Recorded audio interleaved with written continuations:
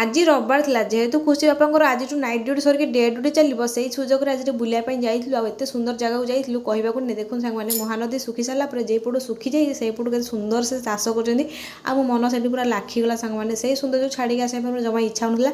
ସେଇଠି କିଛି ସମୟ ଖୁସି ଆଉ ଖୁସି ବାପା ଆଉ ମୁଁ ଟିକେ ସେଇଠି ବସିକି ଟିକେ କୁରକୁରି ଖାଇଲୁ, ଟିକେ ଠିଆ ହେଲୁ, ଟିକେ ରିଲ୍ସ ବନେଇଲୁ। ଆଉ ଏତେ ସୁନ୍ଦର ଜାଗା ଅଛୁଆ ରିଲ୍ସ ବନେଇବୁନି, ସେଠି ରିଲ୍ସ ବନେଇ ସାରିକି ଆସିକି ପହଞ୍ଚିଗଲୁ ଲସି ଷ୍ଟଲ୍ ପାଖରେ। ମୋ ଝିଅକୁ ଦେଖନ୍ତୁ ସେଠି ଯେତିକି ସବୁ ମାନେ ଫଟୋ ଗୁଡ଼ାକ ସେଗୁଡ଼ା ଦେଖି ସେ ବହୁତ ଖୁସି ହେଇଯାଉଥିଲା କେଟା ଖାଇବି କେଟା ନାହିଁ, କିନ୍ତୁ ସେ ଖାଇଲା ହିଁ ନାହିଁ। ଆମେ ତାକୁ ଯେତେବେଳେ ଖୁଆଇଲୁ ଏଠି ଖୁସି ହେବା ଫାଷ୍ଟ ଗୋଟେ ଫାଲୁଦା ଆଣିଲେ ଆଉ ମୋତେ ଫାଲୁଦା ଜମାରୁ ବି ପସନ୍ଦ ନଥିଲା।